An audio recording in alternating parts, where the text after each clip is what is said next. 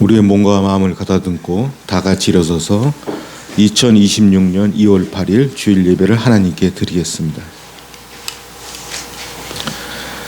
그러므로 형제들아, 우리가 예수의 피를 힘입어 성소에 들어갈 담력을 얻었고 우리가 마음의 뿌림을 받아 악한 양심으로부터 벗어나고 몸은 맑은 물로 씻음을 받았으니 참 마음과 온전한 믿음으로 하나님께 나아가자. 하나님은 영이시니 예배하는 자가 영과 진리로 예배할지니라.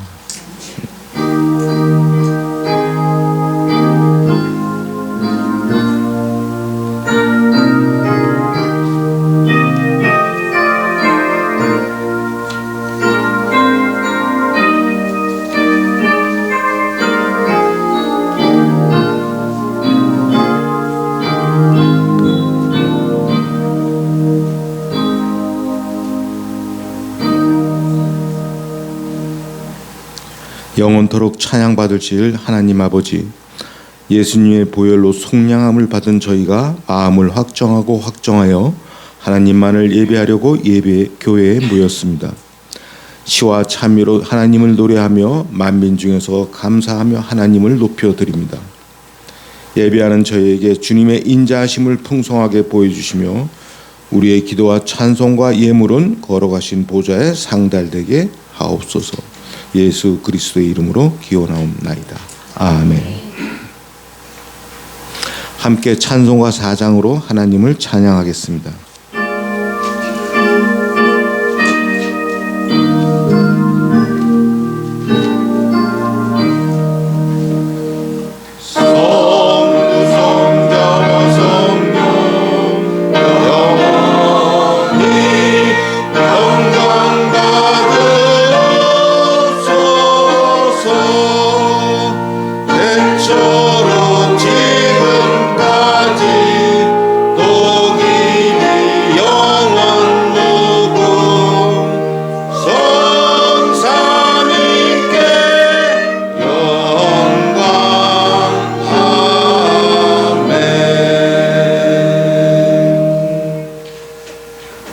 사도신경으로 우리 신앙을 고백하겠습니다.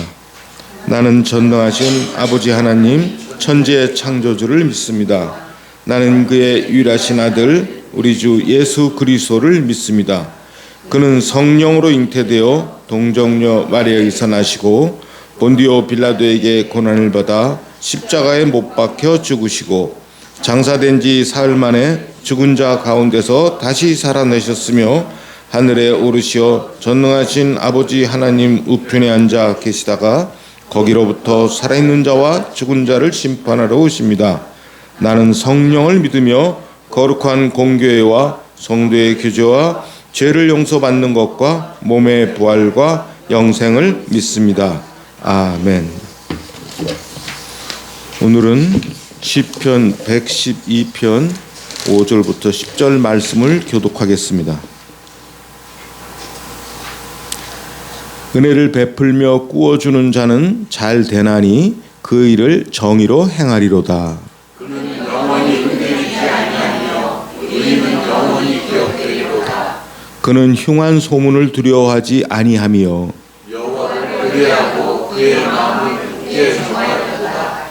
그의 마음이 견고하여 두려워하지 아니할 것이라. 그의 대적들이 받는 보응을 마침내 누리리라. 그가 재물을 흩어 빈궁한 자들에게 주었으니 그의 의가 영구히 있고 그의 뿌리 영원히에 이르리라. 악인은 이를 보고 한탄하여 이를 갈면서 소멸되리니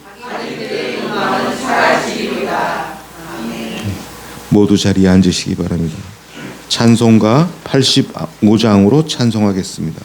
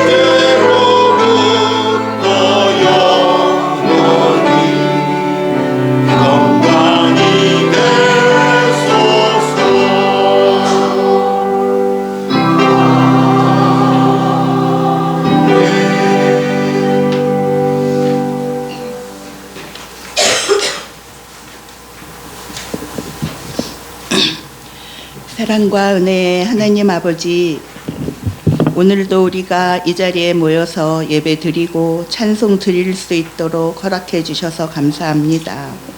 하나님, 벌써 새로운 해가 시작된 지도 한 달이 넘었습니다. 올해 우리 교회는 새로운 성경을 소리내어 읽으며 하나님께서 우리들에게 알려주시고 이루게 하고 싶으신 것이 무엇인지를 깨닫길 기도하고 있습니다. 아직은 많이 추운 날씨이지만 곧 날이 풀리고 꽃이 피는 아름다운 날이 올 것을 알고 믿는 것 같이 우리 교회의 많은 어려움도 우리가 주님을 믿고 순종하고 나아가면 그것을 지나 아름다운 열매가 맺는 날이 올 것을 믿습니다. 우리를 사랑하시는 하나님, 우리에게 주님을 순종하며 믿고 의지함으로 우리의 모든 짐을 지시는 예수님을 바라보고 나아가는 귀한 성도들이 되도록 인도하여 주시옵소서. 오늘 이 자리에 모여 예배와 찬송을 드리며 오직 주님께 순종함으로 하나님만 바라보기를 기도하는 우리를 축복하여 주시옵소서. 하나님, 우리의 건강과 안녕을 지켜주시고 우리의 살림살이와 재정도 넉넉히 허락하여 주시옵소서. 그저 하나님만을 바라고 믿고 따라가는 귀한 하늘빛 내리 교회가 성도가 되게 하여 주시옵소서. 예수님 이름으로 기도드립니다. 아멘.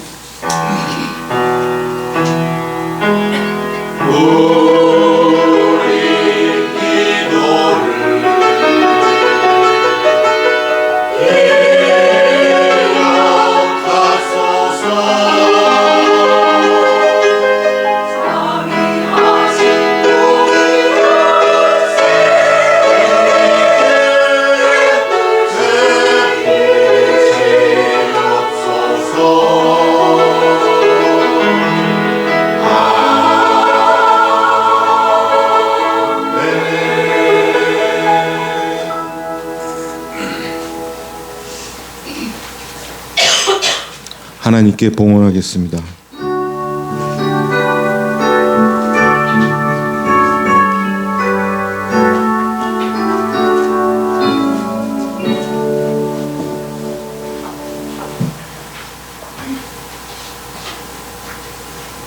기도드리겠습니다. 하나님 아버지, 우리 몸을 산제물로 드리라고 부탁받은 세상에 살 수 있도록 우리 모든 필요한 것을 때에 따라 챙겨주심을 알고 감사를 드립니다. 저희가 수고하여 일할 수 있도록 건강과 직장과 사업을 주셔서 감사합니다. 그렇게 얻은 것 중에 11조와 감사의 물을 기쁘게 드리오니 받아 주시옵소서. 예수님의 이름을 기도드리옵나이다. 아멘.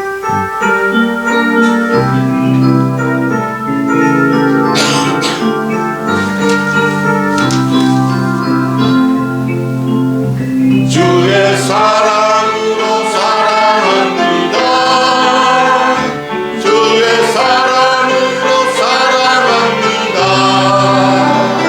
형제 안에서 주의 영광을 보내 주의 사랑으로 사랑합니다. 주의 사랑으로 환영합니다. 주의 사랑으로 환영합니다. 사랑의 안에서 주의 영광을 보내 주의 사랑으로 환영합니다.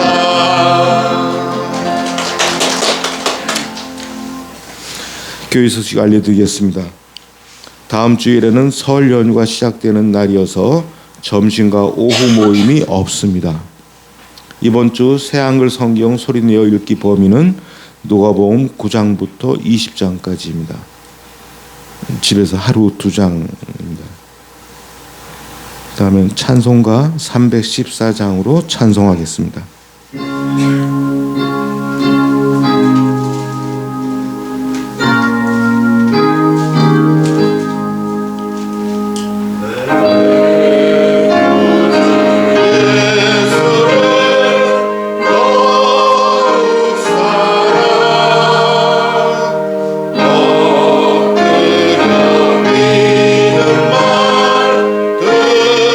들으소서.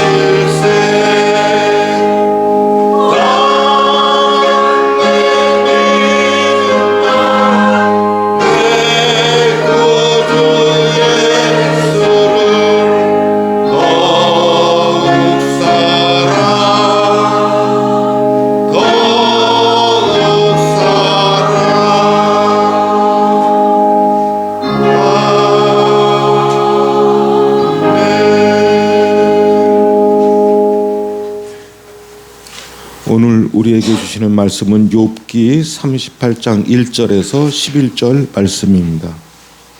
구약성경 799쪽입니다. 하나님의 말씀을 받들어 읽겠습니다. 경청하시기 바랍니다.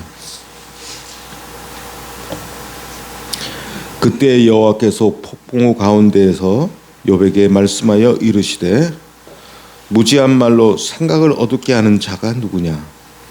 너는 대장부처럼 허리를 묶고 내가 너에게 묻는 것을 대답할지니라. 내가 땅에 기초를 놓을 때 내가 어디에 있었느냐? 내가 깨달아 알았거든 말할지니라. 누가 그것의 도량법을 정하였는지 누가 그 줄을 그것의 위에 띄웠는지 내가 아느냐? 그것의 주추는 무엇 위에 세웠으며 그 모퉁이 돌을 누가 놓았느냐? 그때 새벽별들이 기뻐 노래하며 하나님의 아들들이 다 기뻐 소리를 질렀느니라. 바다가 그 모태에서 터져나올 때 그 문으로 그것을 가둔 자가 누구냐? 그때 내가 구름으로 그 옷을 만들고 흑암으로 그 강보를 만들고 한계를 정하여 문빗장을 지르고 이르기를 내가 여기까지 오고 더 넘어가지 못하리니 내 높은 파도가 여기서 그칠지니라 하였노라. 아멘.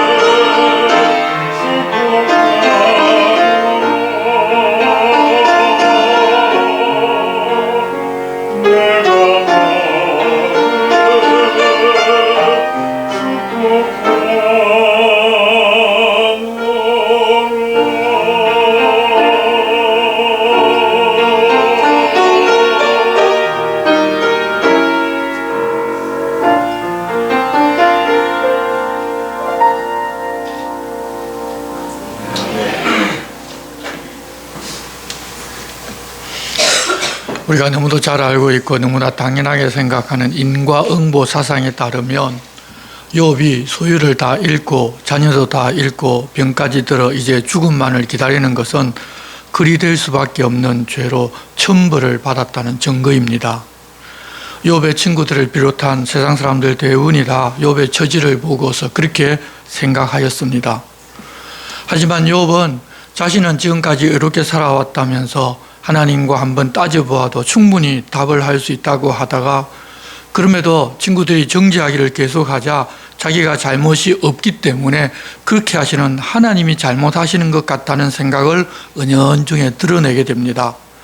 그러자 가장 나이가 어린 엘리후가 하나님은 완전히 의로우시다.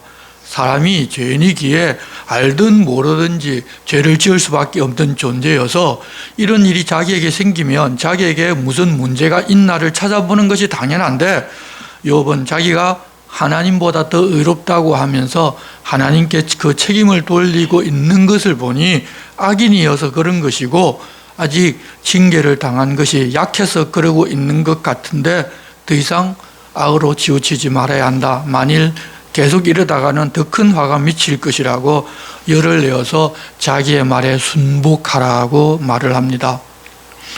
지금 이들이 하는 논쟁을 통하여 하늘에서 일을 전혀 모르는 사람들이 아무리 이 땅에서 지혜가 있고 심지어 영적인 존재로부터 어떤 이야기를 들었다고 하더라도 이 땅에서 보고 배운 지식으로 판단하면서 오류를 범하고 있다는 사실을 우리는 알게 됩니다.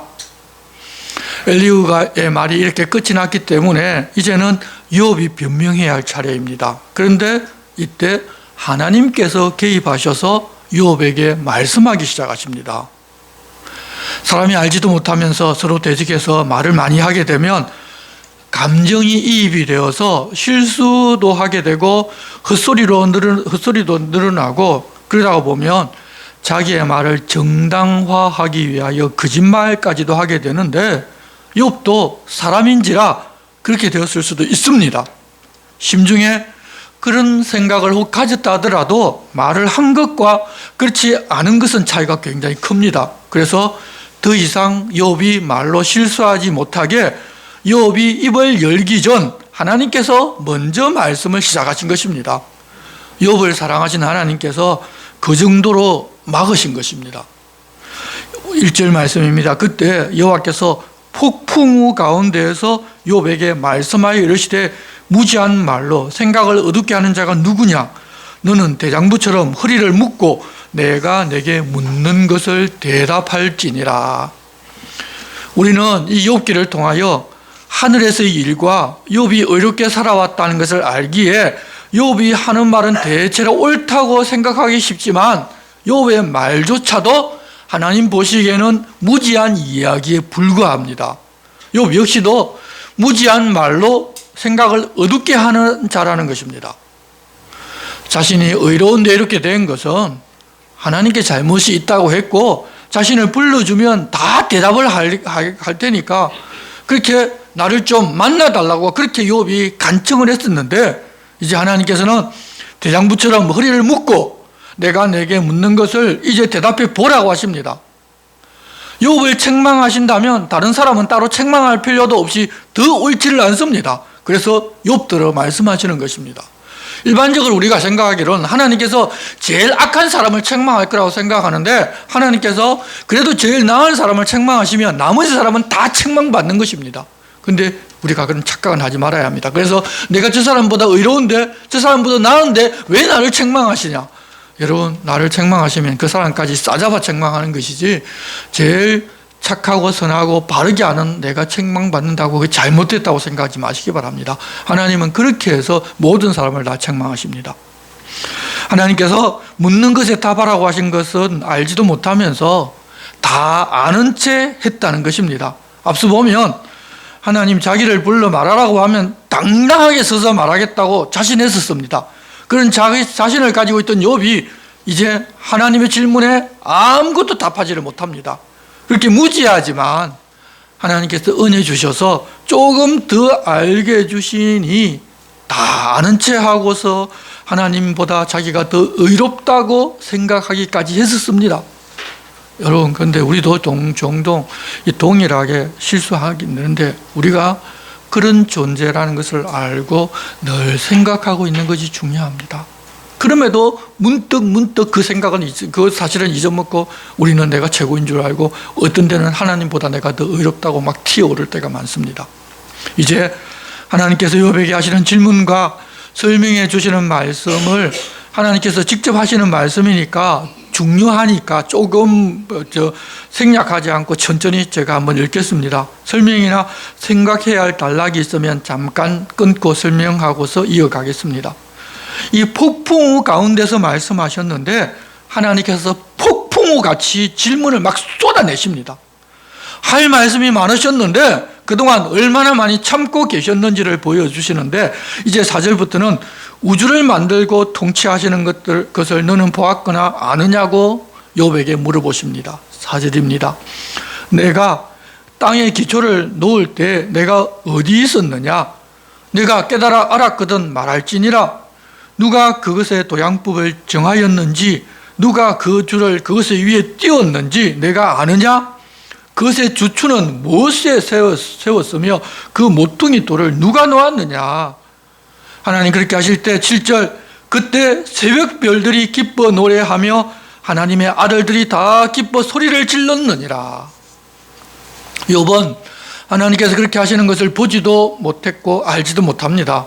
하지만 사람이 창조되기 전 창조된 피조물인 천사와 먼저 창조된 별들이 그것을 보고 기뻐 노래하고 소리를 질렀다는 것입니다.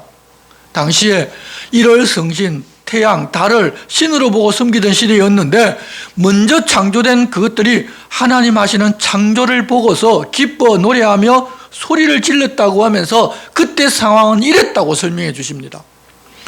여기서 우리는 이 별이나 지구 같은 것들이 무생물이어서 생명이 보통 없다고 알고 있는데 하나님께서는 생명이 있는 것처럼 말을 하십니다. 우리가 앞서 이사야서를 볼 때에도 이스라엘 백성들이 하나님을 멀리하고 죄를 범할 때 하늘과 땅을 불러서 그들의 죄를 고발하셨는데 우리가 생각하는 생명과 하나님께서 보는 생명은 차이가 있음을 알 수가 있는데 우리가 보고 알고 있는 것은 정말 좁은 의미의 그런 생명체이고 하나님 보시는 것은 그 생명이라는 그 차원 자체가 다릅니다. 사실 이 우주에 관하여 사람이 아는 것은 아무것도 없다고 보아야 하는데 우리는 다 아는 것처럼 말을 하니 여러분 하나님 보시기에 얼마나 우습겠습니까? 8절입니다. 바다가 그 모태에서 터져 나올 때 문으로 그것을 가둔 자가 누구냐? 그때 내가 구름으로 그 옷을 만들고 흑암으로 그 강보를 만들고 한계를 정하여 문빗장을 지르고 이러기를 내가 여기까지 오고 더 넘어가지 못하리니 내 높은 파도가 여기서 그칠지니라 하였노라. 이 우리 지구는 돌고 있습니다. 여기에 만류 인력이 작용하고 달의 인력이 바다에 영향을 끼쳐서 썰물과 밀물이 교차하지만 하나님께서 정하신 그만큼만 들고 납니다. 그 이치와 원리를 너희들이 알고 그 한계를 지혜롭다는 너희들이 정했는지 하나님께서 물어보십니다. 12절 내가 너희 날에 아침에게 명령하였느냐? 새벽에게 그 자리를 일러주었느냐? 그것으로 땅끝을 붙잡고 악한 자들을 그 땅에서 떨쳐버린 일이 있었느냐?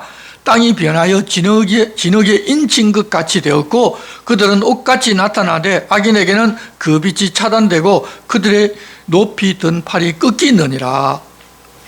이 빛이 비치고 아침이 되라고 한 번이라고 너희들이 명령해서 그렇게 된 적이 있느냐 하시고 악인들은 어둠을 틈타서 악을 행하는데 그들이 마음껏 악을 행하지 못하도록 빛을 비추어서 어둠이 그치게 한 적이 있느냐고도 물으시고 그렇게 빛을 비추면 진흙에 찍힌 도장이 선명한 것처럼 땅이 명확하게 보이는데 악인들이 악을 행하고자 하는 마음을 꺾어버리시는 것도 하나님이 그렇게 하셨다는 것입니다.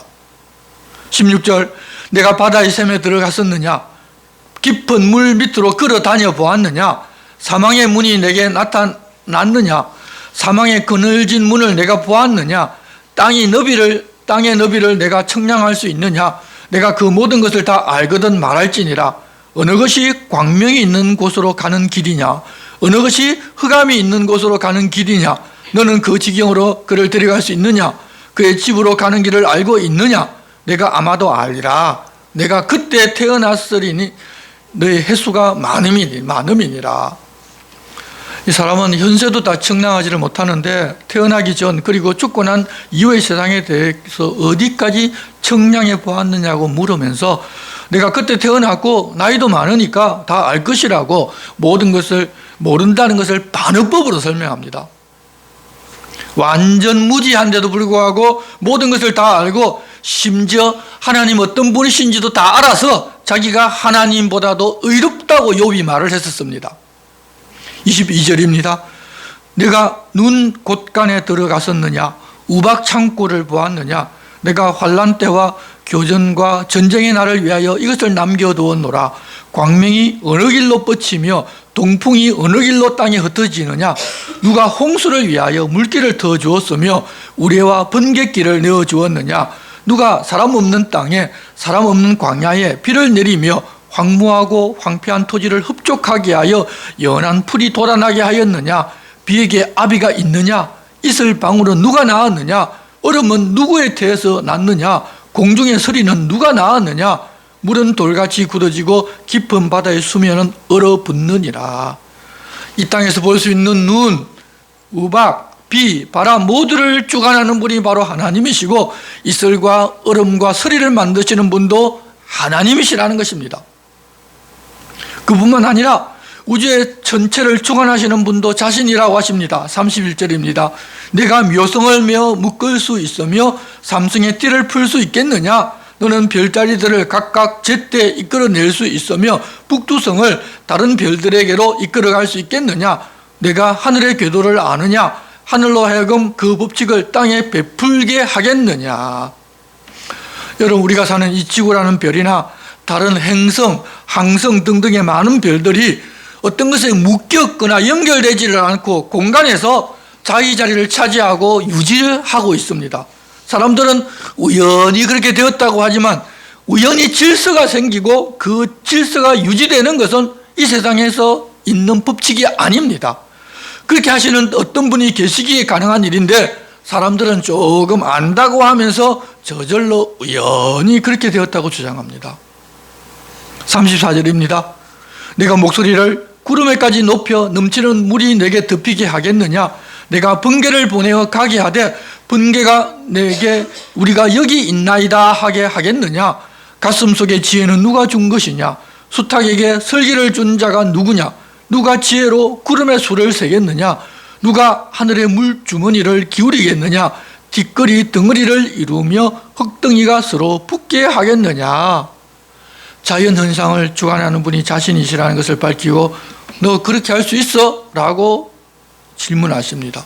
그러신 후에 39절부터는 이 땅에 사는 각 동물이 사는 방식과 그들을 돌보고 먹이는 분이 하나님이시고 사람은 한계가 명확하여 그렇게 하지 못한다는 것을 이어서 말씀하십니다. 39절입니다. 내가 사자를 위하여 먹이를 사냥하겠느냐? 젊은 사자의 식욕을 채우겠느냐? 그것들이 굴에 엎드리며 숲에 앉아 숨어 기다리느니라. 까마귀 새끼가 하나님을 향하여 부르짖으며 먹을 것이 없어서 허우적거릴 때 그것을 위하여 먹이를 마련하는 이가 누구냐? 39장에도 그 이야기가 계속 끝까지 이어집니다. 39장 1절입니다. 산염소가 새끼치는 때를 내가 아느냐?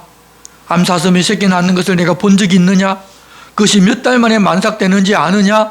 그 낳을 때를 아느냐? 그것들은 몸을 구부리고 새끼를 낳으니 그 괴로움이 지나가고 그 새끼는 강하여져서 빈들에서 크다가 나간 후에는 다시 돌아오지 아니하느니라. 누가 들 나귀를 놓아 자유롭게 하였느냐? 누가 빠른 나귀에 매인 것을 풀었느냐? 내가 들을 그것의 집으로 소금 땅을 그것이 사는 처소로 삼았느니라. 나머지 부분은 오후에 우리가 함께 읽겠습니다. 30절까지 이 땅에 사는 동물들의 이야기가 계속됩니다. 너 그것 아느냐? 여기까지 폭풍같이 하나님께서 말씀하셨습니다. 너는 이것을 다 아느냐고 질문하신 것입니다. 알지도 못하면서 아는 척했다는 것입니다. 그것이 허물이고 곧 잘못입니다. 하나님의 권능과 주권과 섭리를 무시하는 죄를 욥이 저지른 것입니다. 그런데 요즘은 과학이 발달하고 지식이 다들 많이 더하여져서 하나님이 이것 아느냐고 말씀하신 것들 중에서 한둘은 좀 안다고 말하는 분이 아마 계실 것입니다. 여러분, 그렇지만 그렇게 들어본 바가 있고 조금 안다고 하더라도 그 탈기식으로 아는 것이지, 그렇게 되는 시스템이나 그 변수를 완전히 아는 사람은 세상에 아무도 없습니다. 안다고 하더라도 정말 아주 일부만 아는 것입니다. 그런데도 좀 안다고, 우리는 다 안다고 하는 착각 속에 우리는 살아갑니다. 그렇게 질문하고 다시 욥을 불러 말씀하십니다. 40장 1절입니다. 여호와께서 또 욥에게 일러 말씀하시되 트집 잡는 자가 전능자와 다투겠느냐, 하나님을 탓하는 자는 대답할지니라. 새 한글 성경을 보면 욥들은 하나님을 나무라는 사람이라고 하였습니다. 자, 그러면 여러분, 전능자이신 하나님을 나무라는 사람이라면 욥은 그 하나님보다 더 윗자리에 있는 것입니다. 앞서 자기에게 그렇게 해놓고서 보여주지도 않고 계신데 하나님 자기에게 나타나시면 한번 따져보겠다고 했었습니다. 그랬으니 이제 내가 너 앞에 나타났으니까 하고 싶은 이야기 다 해보라는 것입니다. 그때 욥은 이렇게 답을 합니다. 4절입니다. 보소서, 나는 비천하오니 무엇이라 주께 대답하리이까? 손으로 내 입을 가릴 뿐이로소이다. 내가 한 번 말하였사온즉 다시는 더 대답하지 아니하겠나이다. 욥은 자신이 하나님의 영광과는 반대가 되는 그런 비천한 존재이며 하나님을 만나면 따져보겠다고 지금까지 자기가 의롭고 옳다고 주장하던 불평과 항의가 잘못이라는 것을 인정하고 반론하기를 포기하고 이제부터 침묵하겠다고 합니다. 할 말 없다는 것입니다. 그자 여호와 하나님께서 다시 폭풍우 가운데 폭풍우처럼 몰아치면서 말씀을 이어가십니다. 7절입니다. 너는 대장부처럼 허리를 묶고 내가 내게 묻겠으니 내게 대답할지니라. 내가 내 공의를 부인하려느냐, 내 의를 세우려고 나를 악하다 하겠느냐. 이 세상에서 죄만 짓고 사는데도 잘 사는 사람이 있고 의롭게 사는데도 자기처럼 질책을 당하고 고난받으며 사는 사람들이 있는 것은 공정하지 않는다는 식으로 말했는데, 그러면 하나님의 공의를 내가 깨뜨리기라고 하느냐고 하셨고, 또 욥이 자기를 스스로 의롭다고 했기에 그렇다면 의로운 사람에게 그렇게 하시는 하나님이 불이, 즉 악이 된다는 말이 되는데 그 너가 정말이냐, 그렇게 또 반문하신 것입니다. 하나님께서 내가 고통 중에 있다 보니까 그런 식으로 말한 것을 아는데 정말 너의 생각과 내가 말한 대로가 맞느냐고, 지금도 똑같이 그리 생각하느냐고 물어보신 것입니다. 여러분, 사람이 의롭다, 그렇지 않다 판단하시는 분은 하나님이시지 우리가 아닙니다. 내가 좀 잘하고 내가 잘못한 것이 남들에 비해서 없다고 하더라도 내가 나를 의롭다고 판단할 수가 없습니다. 오직 하나님만이 판단하실 수 있다는 것을 우리는 잊어서는 안 됩니다. 내가 자꾸 나를 온전하다고 판단하기 때문에 남을 낮게 보고 남이 조금 무엇을 잘못했다고 하는 것이 보이면 그 사람보다 내가 의롭기 때문에 그 사람은 그렇다고 이야기를 하게 됩니다. 내가 나를 온전하다고 판단하기 때문입니다. 내가 보기에 나는 의롭게 산다고 다른 사람의 의를 판단하고 나는 의롭다고 자신을 판단하는 것은 의를 판단하실 하나님의 권한을 침해하고 내가 지금 악을 행하고 있다는 사실을 우리가 알아야 합니다. 하나님의 권한 침해입니다. 욥에게 그런 권한과 능력이 없다는 것을 인식시키시려고 하나님께서는 너는 이런 능력이 있느냐고 질문을 이어가십니다. 9절입니다. 내가 하나님처럼 능력이 있느냐? 하나님처럼 천둥 소리를 내겠느냐? 너는 위엄과 존귀로 단장하며 영광과 영화를 입을지니라. 사실 욥은 자기를 그렇게 취급하시는 하나님께 화가 많이 났습니다. 그래서 11절에는 너는 화가 났으니 그 화를 다 쏟아 부어서 교만한 자를 모두 낮추고 그들을 그 자리에서 짓밟아 보라고 하셨습니다. 13절 그들을 함께 진토에 묻고 그들의 얼굴을 싸서 은밀한 곳에 둘지니라. 그리하면 내 오른손이 너를 구원할 수 있다고 내가 인정하리라. 여러분, 욥기를 시작할 때 욥은 의인 중에 의인이었습니다. 그런데 친구들이 욥을 죄인이라고 윽박지르고 겉으로는 의인인 체하면서 뒤로는 호박씨를 까면서 악을 행한 자라고 뒤흔들자 욥 깊이 숨어있던 죄악의 본성이 올라온 것입니다. 우리도 평소에는 하나님을 잘 믿고 의로운 사람인 것처럼 살아가지만 내가 생각하기에 내가 잘못한 것도 없는데 다른 사람이 나를 윽박지르고 나를 인정해 주지 않고 내가 죄인이라고, 너 잘못한 게 있다고 말을 하게 되면 우리도 이렇게 됩니다. 어렵고 힘든 일이 닥치면 우리의 본색이 나타나는 것입니다. 그것을 알라고 가끔 그런 일이 일어나서 우리로 하여금 겸손해지게 하십니다. 예수 잘 믿는다고 여러분 의인이 된 것이 아닙니다. 우리 죄의 본성을 억눌러 놓고 그냥 숨겨놓고 있을 뿐입니다. 우리가 우리 힘으로 그렇게 억누르고 덮어놓는 것은 바리새인이 되는 것이지만 주님의 능력으로 자연스럽게 그것이 활동하지 못하도록 사는 것이 바로 성령의 도우심으로 사는 것, 성령 충만함으로 사는 것입니다. 하지만 우리는 원래 그런 존재이고 죽기까지는 그럴 수밖에 없다는 사실을 알고 나를 내려놓고 내가 아무것도 아님을 늘 인식하면서 살아가야 합니다. 내가 나임내하는 순간, 그 순간 악이 나를 집어삼킵니다. 15절입니다. 이제 소같이 풀을 먹는 베헤못을 볼지어다. 내가 너를 지은 것 같이 그것도 지었느니라.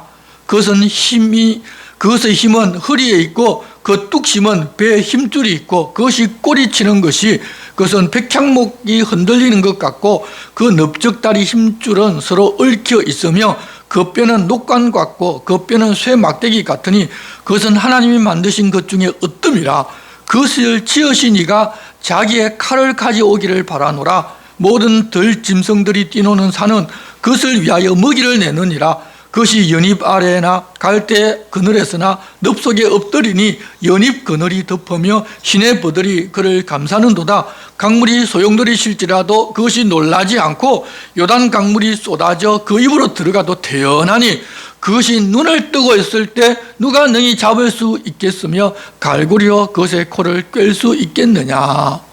이 베헤못이란 동물들이 그렇게 거대한 존재라는 것을 말씀하시는 이야기인데, 이 베헤못은 사라진 동물인데 하나님께서 지금 그의 행동을 묘사하는 것을 보면 마치 공룡과 같습니다. 그런 거대한 동물을 제할 능력이 욥 너에게 있느냐는 것입니다. 이 41장도 지구상에 있는 거대한 동물을 내가 능력으로 제어하고 내가 원하는 대로 할 수 있느냐고 말씀을 이어하십니다. 이런 것도 마음대로 하지 못하고 자기가 하나님보다 능력이 있다고 말하였다는 것을 욥 너 보고 깨달으라 알라는 것입니다. 이 부분도 오후에 읽으시기 바랍니다. 그 말씀이 34절까지 계속 이어집니다. 이것도 우리가 보면 다른 종류의 공룡 같습니다. 그런데 이러한 거대하고 힘있는 동물도 사람이 제대로 제어하지를 못하고 자기 뜻대로 하지 못하면서 내가 지금까지 하나님에 대하여 무슨 이야기를 했는지 아느냐는 것입니다. 42장 1절입니다. 욥이 여호와께 대답하여 이르되 주께서는 못하실 일이 없사오며 무슨 계획이든지 못 이루실 것이 없는 줄 아오니 무지한 말로 이치를 가리는 자가 누구니까. 나는 깨닫지도 못한 일을 말하였고 스스로 알 수도 없고 헤아리기도 어려운 일을 말하였나이다. 내가 말하겠사오니 주는 들으시고 내가 주께 묻겠사오니 주여 내게 알게 하옵소서. 내가 주께 대하여 귀로 듣기만 하였사오나 이제는 눈으로 주를 배움나이다. 그러므로 내가 스스로 거두어 드리고 뒷걸과 채 가운데에서 회개하나이다. 그동안 욥은 자기가 잘못한 것이 전혀 없는다고 생각하는데도 어렵고 힘든 일을 겪게 되었는데 그 원인을 알 수도 없고 자기가 악하게 산 것도 아닌데 그런 일들이 찾아오니 도대체 왜 그런지 얼마나 많은 고민을 했겠습니까? 그런데도 위문하러 온 친구들은 자기에게 죄가 있다고 닥달하고 정죄하고 해서 견딜 수가 없어서 하나님이 왜 이러시는지 내가 알 수 없다. 나는 이런 일을 당할 만큼 죄를 지은 일이 없었다.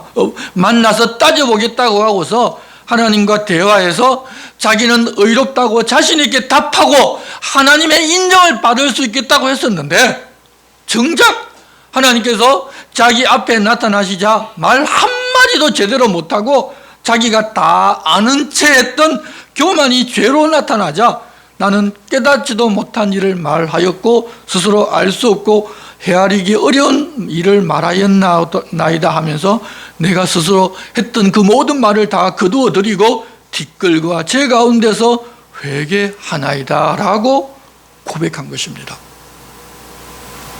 하나님께서 욥에게 그렇게 말씀하신 후에 욥의 친구로서 가장 연장자인 대만 사람 엘리바스에게 너와 내 친구가 나에게 대하여 한 말은 욥에게도 미치지 못하게 잘못이 있다는 사실을 알려주고 재물을 욥에게로 가져가서 욥으로 하여금 그들을 위하여 번제를 드리고 욥이 기도하면 그들의 어리석은 만큼 하나님께서 벌을 내리지 않겠다고 하셨습니다. 그들은 하나님 말씀하신 그대로 순종하여 행합니다. 그리고서 욥이 친구들을 위하여 기도할 때 여호와 하나님께서는 욥의 곤경을 돌이키시고 이전 소유의 갑절을 주시고 자녀는 이전의 숫자만큼 다시 주셨습니다. 그러자 그동안 욥을 멀리했던 형제자매 친척들이 찾아와서 선물을 주었고 그 후 욥이 140년을 더 살면서 손자 4대를 보았고 늙어 나이가 차서 죽게 되었습니다. 거의 한 200살 정도까지 살았다 그렇게 예상을 합니다. 그런데 지금까지 우리가 이 이야기를 계속 보았는데 하나님께서 왜 욥에게 그렇게 하셨는지 설명하고 이해를 시킨 것이 아니라 욥 자신이 어떤 존재이고 하나님께서 어떤 존재인지를 이야기하고 그것이 옳고 진리임을 욥이 깨달아 알게 되자 자신에게 일어난 일에 대하여 어떤 이해나 설명도 없었었는데도 불구하고 하나님께 완전히 순복하는 것을 볼 수 있습니다. 여러분 사실 이 일에 대한 이해가 안 되어서 지금까지 이 욥 이야기가 끌고 온 것 아닙니까? 그러니 하나님께 이렇게 말씀하시고 나면 그렇다면 하나님 도대체 내가 그렇게 된 것은 어떤 일입니까? 라는 질문을 욥이 하지를 않았다는 것입니다. 못했다는 것이 맞겠죠. 왜 그러냐? 사람이 하나님 어떤 분이신지 자기가 어떤 존재인지가 이해가 되면 자기에게 왜 그런 일이 있었는지 그 이유와 이 사건의 앞뒤를 전혀 모른다 하더라도 모든 것이 다 이해가 된다는 것입니다. 여러분 이것이 중요합니다. 우리는 이렇게 일어난 사건에 대해서 하나님 왜 그런 일을 욥에게 허락하셨는지 하나님께서 설명하고 이해를 구해야 한다고 보통 생각하는데 욥기는 우리에게 그런 일이나 그런 사건에 대한 이해와 원인이나 결과가 중요한 것이 아니라 하나님을 바르게 알고 사람이 자신의 존재를 바르게 알게 되면 모든 것이 다 이해가 되고 또 바른 자리에 서서 자신의 위치를 지키면서 살아가게 되고 그러면 하나님 알아서 복 주고 챙겨주신다는 것을 우리에게 말씀해 주십니다. 여전히 사건에 집중하는 우리의 눈을 하나님께로 돌릴 것을 알려주시는 것입니다. 그러면 우리의 모든 눈을 하나님께로만 돌리면 이 땅에 있는 어떤 사건이 일어난다 하더라도 그것이 전혀 문제가 되지 않습니다. 그것을 우리로 하여금 하나님은 보게 하십니다. 성도 여러분, 이 세상에서는 요처럼 순전하고 정직하고 악에서 산 사람이 없어서 사실 하나님께서 칭찬하고 자랑한 사람이지만 그럼에도 그가 온전하고 완전하지는 않았습니다. 시험이 찾아오고 어려운 일을 겪게 되자 자신의 의를 자랑하다가 오히려 그렇게 하다 보니 하나님을 의롭지 못한 분으로까지 몰아갑니다. 그렇다면 우리 같은 사람은 여러분 자랑할 것이 정말 아무것도 없습니다. 욥도 그런데 말입니다. 그런데도 우리는 자랑하고 싶어하고 자랑하는데 남들이 인정해 주지 않으면 마음이 상하고 결국 교만으로 자기가 하나님보다 더 잘났다고 하는 데까지 가버리기가 쉽습니다. 이제 우리는 분수를 헤아리며 늘 조심하면서 살아갑시다. 하나님 앞에 살다 보면 그냥 하나님 은혜 주시고 복 주십니다. 그것은 그냥 하나님 은혜로 주신 것이지 내가 잘하고 내 신앙이 좋아서 주신 것이 아닙니다. 근데 요즘은 교회에서 내가 잘하고 내 신앙이 좋으면 하나님 복 주실 것이라고, 그렇게 해야만 한다고 그렇게 가르치고 있습니다. 그냥 하나님 복 주시고 우리가 은혜 주신 건 그저 하나님이 해 주신 것이지 내가 무엇을 해서가 아니고, 우리가 구원받은 것도 내가 무엇을 해서 구원받은 것이 아니라 그냥 하나님이 그저 은혜로 자신의 독생자 예수 그리스도를 죽여서 우리를 구원해서 영원한 생명까지도 주셨습니다. 여러분, 그 은혜가 있으면 다른 모든 것은 다 아무것도 아닙니다. 그런데 우리는 그런 귀한 은혜를 받아놓고서도 그 은혜를 족하게 여기지를 못하고 다른 은혜 구하러 쫓아다닙니다. 그러면서 그런 은혜 주시면 내가 신앙이 좋았다고 착각하고, 내가 하나님 앞에 바르게 살기 때문에 이렇게 주신다고 자랑하고 싶어지고, 남들이 그런 것이 아니라고 조금이라도 자기 비만 상하게 되면 교만해져서 자기가 그런데 다른 사람은 그것을 이해하지를 못한다고 오히려 다른 사람을 책망하는 단계까지 우리는 살아가게 됩니다.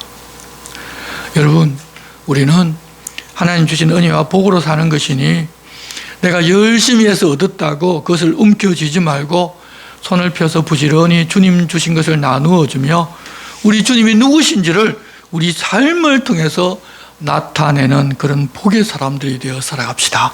하나님 믿고 사는 사람은 바로 그런 사람들입니다. 기도하겠습니다. 하나님 아버지, 욥의 삶을 보았습니다. 하나님 칭찬하는 삶을 살았는데 중년에 시험을 겪었고 그도 완전한 사람이 아니라는 것도 보게 하셨습니다. 우리도 자신은 완전하다며 자랑하고 교만한 삶을 살 때가 많습니다. 헤아려 모든 것을 다 알고 싶어 하고 이해가 되지 않으면 하나님께 따지고 원망하며 살기도 합니다.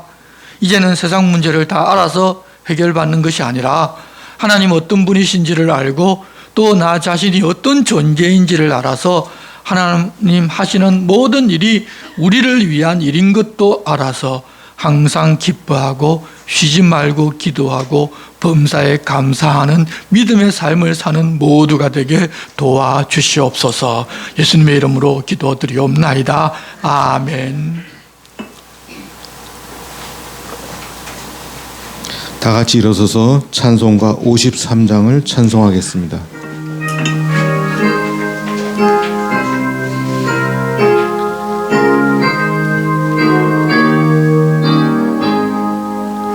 성전을 떠나가기 전 머리를 숙일 때 주께서 함께 계시고 복 내려 주소서. 집으로 돌아가는 길 주동에 하시고 내 모든 행심차를 다 지켜주소서. 거룩한 날이 다가고 저녁이 되도록 주님 안에 빛내사 늘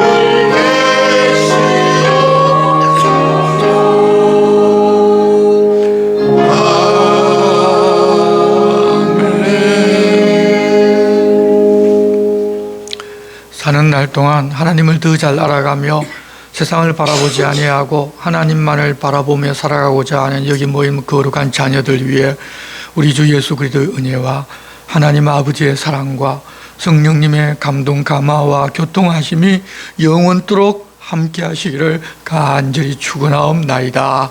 아멘.